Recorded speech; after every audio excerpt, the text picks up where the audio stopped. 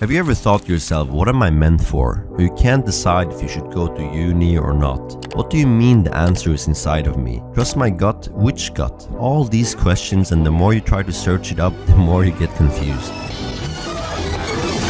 What if I had the way to find these answers? All you need to do is reach the end of thought. And if you put in the effort, there is a shortcut to get there. I will talk about this more later on, because first I need you to understand the bigger picture, so you can access your inner voice that you have been drowning out the entire time. I used to feel so lost when I was a student. I would always search up stuff whenever I'm trying to decide something or find out anything. When I graduated from uni, I got even more lost because I wanted to do something else, but I didn't know what this could be. All I knew is I want to earn 10k a month and live financially free. So I'm searching up Reddit, what is the purpose of life? I don't know what I want to do. What should I study in uni? I found out each answer is individual, and I start panicking because that means there's not some wise guy who can tell me my purpose. I thought, fine, I'll just try things out. I tried dropshipping, I tried making agencies, I tried YouTube automation. Everything felt like a dead end. I remember this subtle, hopeless feeling creeping onto me when I had zero idea who I was and what I liked.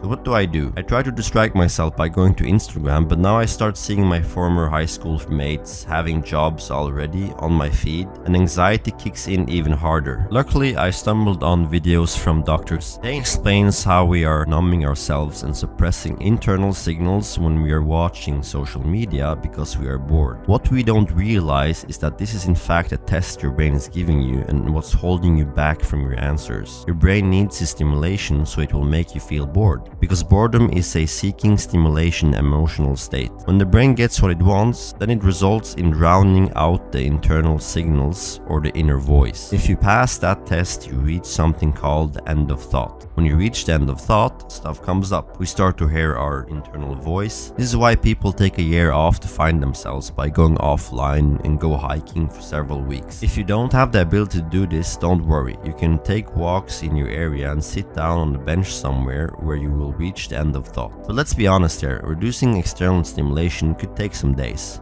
Meanwhile, if you want to combine it with another method while you reduce watching social media for a couple of days and want to get a connection already tomorrow, then you just sit down the first thing in the morning and just write whatever that comes to your mind. And while you write, it's impossible to not connect with your inner voice at some point of sitting there and writing. This is why you do it in the morning, because it's before you drown out your internal signals with social media. Write whatever comes to your mind, but don't try to force anything. Remember, I'm not a psychiatrist. This is just what worked for me. When I first tried to implement this, I got frustrated in the beginning because I was just sitting there and not trying to force anything when I opened my journal. But I literally could not come up with anything. My mind was always trying to make me do something else before getting to focus, and would come up with excuses like, I need to eat before doing this, I need to be in the bed while doing this. That was really annoying, but what you can do is to start to write, if I could do anything right now, what would that be? And from there you write anything that comes to your mind. If you come up with something, you try to build upon that idea. Then I mark down parts I think is important and try to connect the dots. If it's really hard for you to focus like it was for me in the beginning, then I recommend to meditate before you write in your journal, which will make you focus way better. After just a couple of weeks of journaling and bench sitting, I have a stronger relationship with myself, and I trust myself even more with my own thoughts instead of always just having to find somebody to validate what I think.